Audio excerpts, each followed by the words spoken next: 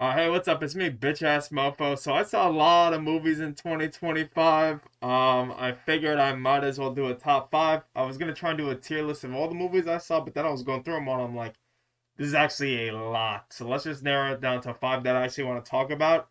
And yeah, no need for bullshit. Let's just get right into it. So starting us off, The Bad Guys 2, a movie that surprised me because you know how it is, Chinos.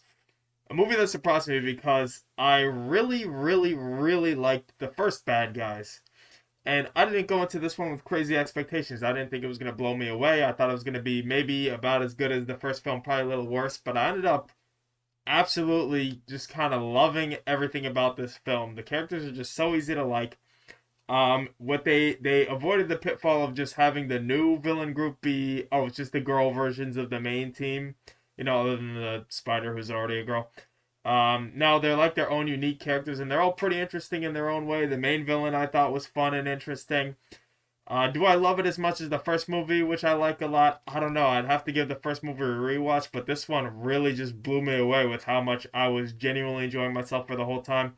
Really beautifully animated. The action set pieces were a lot of fun, and the emotional core of the movie was better than I was expecting. Really, with like Wolf figuring out like what it means to be a regular guy after all the excitement and stuff he has to find himself again, and then comparing that with the villain's kind of inverse arc of her just being desperate to prove that she's the biggest villain, and Wolf just it's really good. It's really underrated in my opinion. It didn't do great at the box office, which breaks my heart. But yeah, that's my number five. Moving on, Superman 2025. What can I say? I went into this movie again, tempered expectations. I thought James Gunn, he's gonna do a better job than Snyder ever did, and I was right because he kind of blew me away. The Suicide Squad is probably the best movie out of the Snyder era because it was made by Zack Snyder. um, and this was just, I mean, I loved everything about it. Again, I said it in, I think I did a video discussing it when it was like new and fresher in my mind because I haven't seen a lot of these since they were in theaters. But this one I just went in expecting it to think it was okay and not anything crazy and just kind of standard superhero fare. Absolutely loved it. Just loved the positivity and the message, and just David Corn Sweat was absolutely amazing in the role. He is my Superman. He's really embodies what I feel like the character should be. He had great chemistry with everybody. Lex Luthor, what's his name? Holt, Nicholas Holt. Yeah, Nicholas Holt did an absolutely amazing job as Lex. Honestly, all the performances were great. Mr. Terrific was the breakout character, and honestly, the whole Justice Gang was a lot of fun. Who thought the best live action Green Lantern to date would be Guy? You know, we all thought it was going to be Jon Stewart after they fucked up Hal Jordan with the Ryan Reynolds terrible movie.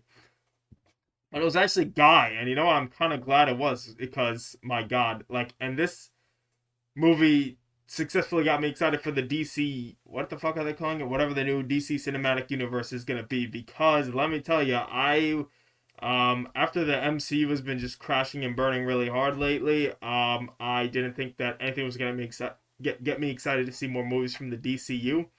But Superman 2025, I just absolutely loved. I thought it had a great message, great action set pieces once again. And honestly, I just when I think of things to complain about, they would all be nitpicks. You know, a lot of people don't like how they took out the. It's clearly edited in a way to make it more digestible because the test audiences weren't responding to certain things. But I'm gonna be really real with you. When I watched it initially, I didn't even notice. I didn't notice that until I heard about it after the fact, and then I went back and watched those scenes again. I'm like, oh, okay, I see what people were talking about. But for me personally, didn't bother me at all. So yeah, fantastic, great return to form for Superman as a character. Looking forward to more, which I never thought I would say about the DC cinematic universe after the Snyder era was just flop like dog shit after dog shit. Hated their take on Batman. Hated their take on Superman. Thank God we're out of there. Snyder cut also sucks as long as you're pissing off the Snyder fans. Next, Sinners. What can I say that hasn't been said? The only reason I haven't talked about it on here is because I feel like I'm not going to be able to add much to the conversation. My takes are basically the same as everybody else. The first half of the movie is one of the best just period character dramas I've seen about the antebellum era South, like post Civil War. Black people are free, and they're figuring out what that means, and they're learning that they're free from slavery, but not free from the oppression that comes with being black in the in 19th century era South. And just amazing character acting. Michael B. Jordan playing both brothers flawlessly, and honestly, I was feeling a little racist in the theater because I was looking at my sister who I was seeing it with, and I'm like, wait, are they played by the same guy or do they just look really similar? Because I went into this movie knowing nothing. All I knew was black people, vampires. That's it. That's all I knew. And that's basically what you got. So that first half of the movie is flawless.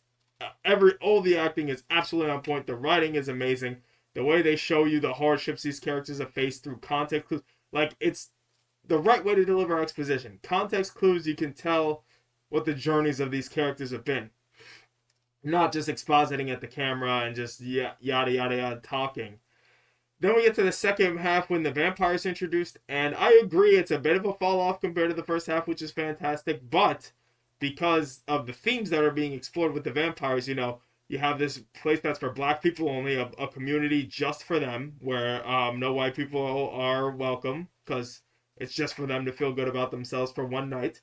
And here comes these vampires played by this white Irish guy who thinks he understands what oppression means because he's Irish. And don't get me wrong, Irish people were oppressed back in those days, massively so. I'm not going to get into it right now. But just like, he's like, oh yeah, I get what you guys are going through. I'm the same as you. And just the way he snakes his way into the community, just appropriates the hell out of the culture. There's the scene where he talks Chinese, which is hilarious.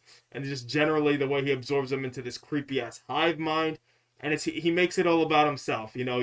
It's a pretty clear message of like spaces for black people always get usurped by people who don't really understand the struggles, and then they try and make it all about themselves. Have you ever seen that meme where it's like, or it's like a meme comic where it's like, oh, you guys aren't welcome here. Okay, we'll make our own space. And then it's like, well, you have to include us in that space. And then it's like, the next panel is, oh, you guys aren't welcome here in the space they just created. That's basically what Sinners is trying to get across. Does a beautiful job of it. And again, any complaints I had will be a nitpick. One thing, I really did not care for how they did the post-credit scene. The Marvel Cinematic Universe, man, I hate it. Put your important scenes at the end of your movies. Especially if you're only going to have like 10 seconds of credits between the final scene of the movie and the post-credit scene. Because the post-credit scene in this movie is the final scene of the movie. You are missing important, like, closing context if you skip the post-credit scene here. At least the first one. So, that was annoying. But literally, if I try to think of anything else to complain about, it would be a nitpick other than the vampire stuff. Like, the vampire action and horror wasn't as engaging to me as the character drama, which is not something, like, my younger self would approve of, who just watch movies for high moments and aura. But still fantastic. Beautifully ended. If you take the post-credit scene into account, it's one of the most fulfilling movies I've watched in a while. I just kind of loved it from start to finish. So next, Life of Chuck. I mean, what if I didn't see it in theaters? I saw it on streaming, but fuck you, it's my list, and it's a 2025 movie, and it was like an experience watching it the first time with minimal spoilers, because all I knew was that it was about this guy Chuck going through his life, not necessarily in chronological order, and just the significance of him as an existence. And that's really what the movie is all about. Exploring the importance of this guy, Chuck, the people he's touched in his life, the experience he's had, and how that they all accumulate to form into the person that is him. And he's just an ordinary, average guy. I think he was an accountant. Yeah, he was an accountant. That was a big plot point in the final stretch of the movie. And we just go through his life, not necessarily in chronological order. We learn how all of his lived experiences make up the person he was. And even though he's not an extraordinary person by like the standards of contemporary society, as they say in the movie, he contains multitudes. There's a lot more to him than you see on the surface. And he's lived this whole crazy life where his experiences shape the person we get to know towards the beginning and end of the movie. And it's one of those things where it's hard to talk about without getting into heavy spoilers, but the way that they present these ideas is beautiful. I thought the directing was fantastic. The character acting was, again, all on point. All of these movies I'm talking about, the acting was on point. Bad Guys too, the voice acting was on point. And just, I don't know, I really loved this one. The ending, I don't really cry at movies usually, but the ending did get me a little misty eyed, and that's saying a lot since I'm too emotionally broken to cry.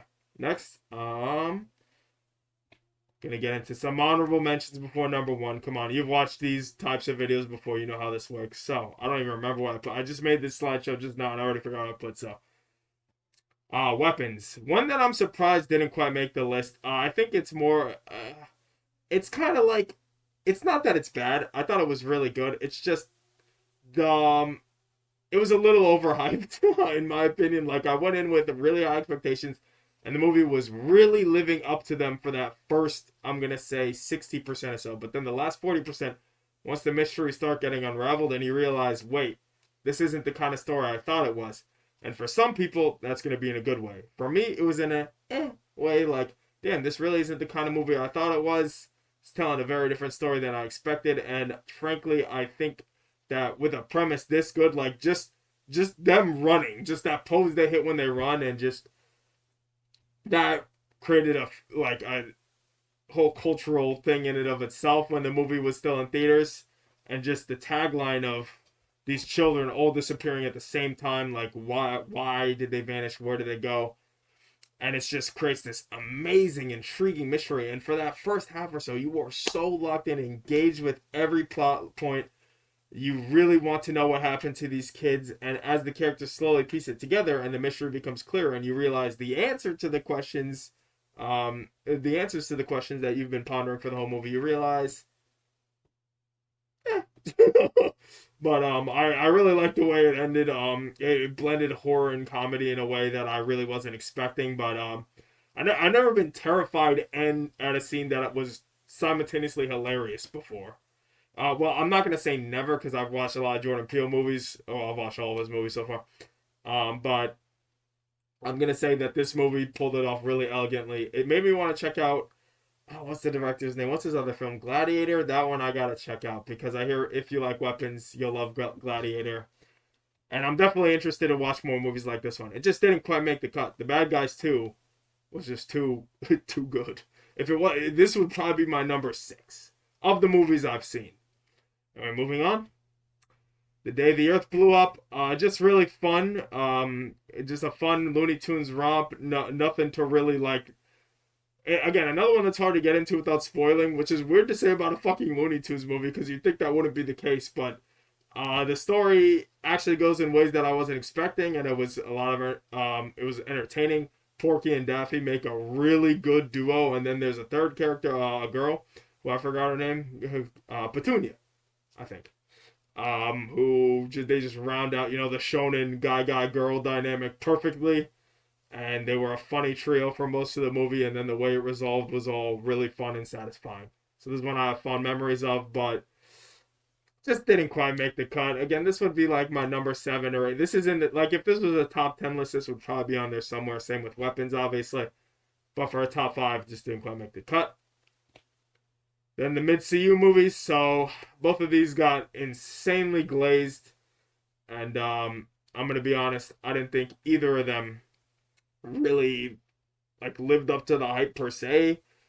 Fantastic Four. I wasn't like strongly let down, disappointed by. I was just more like meh on it. Like for how hyped up it was. Like it was okay. I already forgot a lot of what happened. I thought this was. I'm glad we got a good version of on-screen Galactus. That's cool. And Franklin Richards. That's kind of cool. And I don't know. Some of the characterization just felt off. Ben didn't really have anything to do.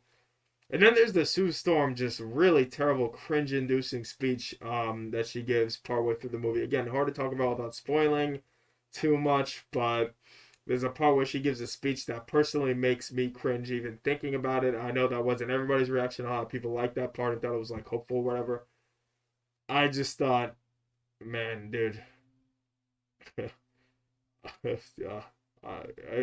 I'm not even going to get into it because we got to talk about Thunderbolts.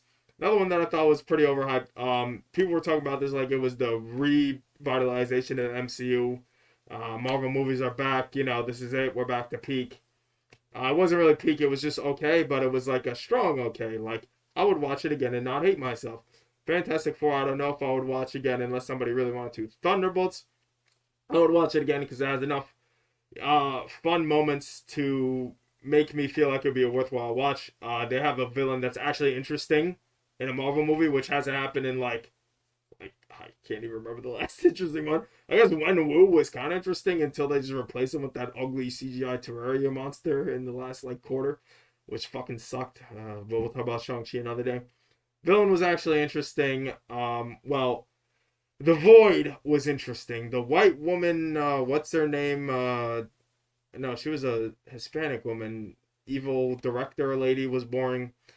She has a few entertaining moments. I didn't watch Black Widow. I didn't watch. Well, I guess I did watch the other stupid ass shows. Like I watched Falcon and the Winter Soldier, unfortunately, and then I saw Ant-Man and the Wasp, so I knew Ghost. But all the Black Widow characters, so Yelena, Red Guardian, Taskmaster, wasn't familiar with them going in, but man, the performances are what really carried it. Like if it wasn't for that, I don't know how much good I would have to say. One thing though, and this is crazy because this is the whole point. It's a team movie. I feel like this shouldn't have been a team movie. I feel like they should have just kept the focus on Yelena, her dad, Red Guardian, and Bob. Like it should have just been those three because Bucky's here. He has nothing to do, which was shocking because I feel like if any of them would have something to do, it would be Bucky. He kind of starts a plot line that doesn't really resolve in the movie. Then you got Ghost. You could take her out. Absolutely nothing would change. Taskmaster. Don't have to say anything. If you know, you know. And then there's John Walker, and he is by far, other than Yelena, Bob, and Red Guardian, the one with the most going on, which is to say, still not that much, but it's more than nothing. So if you just trim the fat down to Yelena, Red Guardian, Bob, there's a genuinely like fantastic movie in there. But because there's so many characters that we have to focus on, and most of them just don't really have much to do, like they're just kind of standing around as part of the ensemble for most of the movie. That's where it kind of let me down. But overall, okay movie, okay return to form for Marvel. Does not get me excited for more Marvel projects going forward. Frankly, nothing would get me excited for more Marvel projects going forward because all the best stuff to come out of Marvel in the past few years has had nothing to do with the MCU. So as long as they're tied to the MCU, like these two movies, unfortunately, are where Fantastic Four takes place in its own universe. Thunderbolts is a true blue MCU. But anyway, enough about Marvel. Let's get into the number one, which I think is the next slide. But oh wait, no wait, there's one more. One battle after another. I have not seen it, but I wanted to shout it out as an honorable mention because everything I've heard about the movie makes me sound like I would absolutely love it. It's just the trailer was really bad. And I only saw the one trailer that they were showing in theaters because, like I said, I was in the theater a lot this year. So I saw it multiple times, and every single time I saw that trailer, I'm like, that movie looks like it's like slop. It looks like schlock. I'm not interested in that movie because it's like you got that Leonardo DiCaprio doing the freaking MCU quips, and then the daughter character seemed annoying in the trailer. No, from what I hear, this is a lot of people's movie of the year. My sister, it's her movie of the year, and that's the one I saw Sinners with. So for her to rate it that highly has me intrigued, to put it mildly. This is on my list of shit to watch. It's just I'm a busy guy. 3 hours, 3 hour block to just dedicate to a movie is a bit much. Plus, I gotta find a good pirate site because I don't even know what streaming it's on. I don't pay for any streaming currently. I just pirate. Which genuinely fuck this industry. But now we're getting into our number one of the year. That it's like I love Chainsaw Man as a series. Chainsaw Man is in my top series of all time, not top anime of all time. Top series of all time. I am up to date on the manga currently. And I thought the first season of the anime was great, and I was shocked at how long they were just sitting on it, not coming out with new stuff for the anime, because this could be like the next JJK or Demon Slayer in terms of cultural like significance if they nail the adaptation. But instead, they left this hanging for 3 years for a movie, and what do you know? It came out, and it just blew me away with how good it was. As somebody who hates the trend of adapting manga arcs into movies, because I would much prefer an anime season, this might have to be the exception for me, because everything down to the last detail is adapted so beautifully with a new amazing art style that suits the art perfectly, and just so much love and care clearly put into every frame. There was an animation breakdown where somebody showed there's a scene where Denji like rips his cord and his chainsaws jet out, and there's like a few frames where you can see the sparks from the chainsaws form Pochita's face. Hello? That's not something they had to do. Nobody's gonna notice that in the theaters. That's something that like people on XD Everything app are gonna break down later, which is how it was for me, who saw the movie twice, both sub and dub. Both were fantastic, by the way. They didn't do that because they had to. They did that because they have a lot of love for the source material, and it shows. The score is amazing. The emotional beats all hit perfectly, in large part due to the score and the love that they clearly have for these characters and the way that they're drawn and animated. And once we get to the action scenes, man, let me tell you, I can't tell what the fuck is happening for a lot of it. I just know I'm watching some absolute fucking cinema. And then once we get to the ending, one of the most tragically beautiful endings to any anime or manga arc that I've personally seen or read. It just brought to life absolutely flawlessly. Everything was adapted perfectly, and it really elevated the source material, which is saying a lot because I hold the Chainsaw Man manga in high regard, as I just said. So I was just blown away by this one. Honestly, I didn't want to give it number one only because I don't know, stigma or whatever, but when I just try to wrap my head around all the movies I saw this year, which is like more than 10, and I think about which one out of those is my personal favorite, which one would I watch right now? If you put on any of these movies I talked about and gave me the choice of which one I want to watch right now in this moment, I would say throw on that Raise Arc, man. Hit that in the pool, hit that iris out. Oh, I just love the series a lot. More coming with International Assassin Arc, and honestly, I'm pretty ready. As long as we're talking anime movies, dishonorable mention to the D Mid Slayer movie, which I've been saying I hate the Infinity Castle arc for years now, since I read the manga when it was still currently releasing chapters. I thought the final arc was terrible, and the movie made me feel vindicated because the pacing was dog shit. Like, really bad. Which makes me appreciate how fucking good the pacing is in Raise arc. Like seriously, this just goes to show you don't have to have your movies run over 2 hours to tell a complete and fulfilling narrative. But yeah, that's it. That's my top 5 movies of the year. Let me know if you agree or disagree. I don't know. I feel like I was like a lot of disorganized rambling this time. I'm like really tired. I'm on 3 hours of sleep, but I just want to get this one recorded while I had a few hours with just myself in the house. So yeah, let me know if it was entertaining. Let me know if it was boring. Let me know if I was slurring my words to the point where you can't tell what I'm saying. Other than that, yeah, I hope you enjoy and have a good one. Peace.